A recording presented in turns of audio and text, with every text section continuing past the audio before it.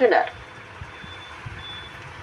தொடர்பாக சமூக வலைதளங்களில் வதந்தி பரப்பிய யூடியூபர் பெலிக்ஸ் ஜெரால்டை காவல்துறையினர் கைது செய்துள்ளனர்.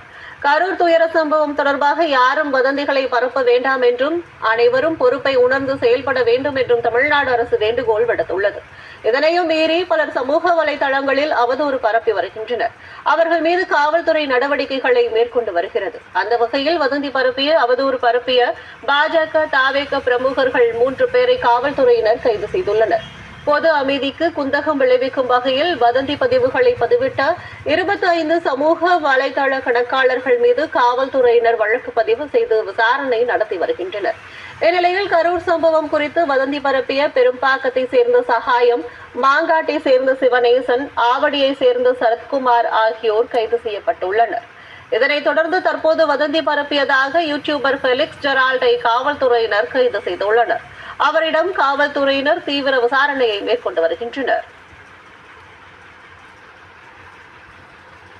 தியாகராய நகரில் 164 கோடி ரூபாய் மதிப்பீட்டில் கட்டப்பட்டுள்ள சென்னையின் முதல் இரும்பு பாலத்தை முதலமைச்சர் மு.க.ஸ்டாலின் இன்று திறந்து வைக்கிறார்.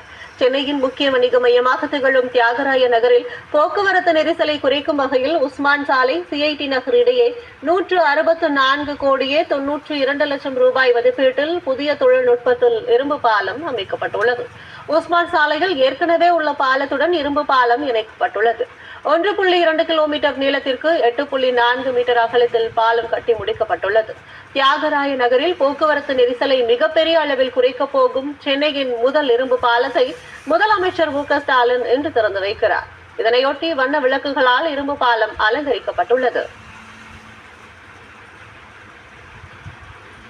வெள்ளத்தால் பாதிக்கப்பட்ட பஞ்சாப் மாநிலத்திற்கு சிறப்பு நிவாரண நிதி வழங்காத ஒன்றிய அரசை கண்டித்து சட்டப்பேரவையில் தீர்மானம் நிறைவேற்றப்பட்டது. பஞ்சாப் மாநிலத்தில் சமீபத்தில் கடந்த 40 ஆண்டுகளில் இல்லாத அளவுக்கு கனமழை கொட்டி தீர்த்தது.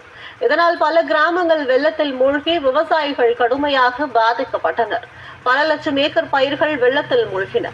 வெள்ள பாதிப்புகளை நேரில் ஆய்வு செய்த பிரதமர் மோடி 1600 கோடி ரூபாய் வெள்ள நிவாரணமாக அறிவித்தார். ஆனால் 20 லட்சத்திற்கும் அதிகமான மக்கள் பாதிக்கப்பட்டுள்ளதால் 20,000 கோடி ரூபாய் வெள்ள நிவாரண சிறப்பு நிதி தொகுப்பாக வழங்க வேண்டுமென பஞ்சாப் முதல்வர் பகவந்த் மான் சிங் தொடர்ந்து கோரிக்கை விடுத்தார். இந்நிலையில் பஞ்சாப் சட்டப்பேரவையின் 2 நாள் சிறப்பு கூட்டத்தொடர் நடைபெற்றது. கூட்டத்தில் வெள்ள நிவாரணத்திற்கு சிறப்பு நிவாரண நிதி தராமலும், கோரிக்கைக்கு பிரதமர் மோடி பதில் கூட தராமல் மாநில மக்களை அவமதித்ததற்காகவும் ஒன்றிய அரசை கண்டித்து ஒருமனதாக தீர்மானம் நிறைவேற்றப்பட்டது. பீகார் மாநில இறுதி வாக்காளர் பட்டியலை தேர்தல் ஆணையம்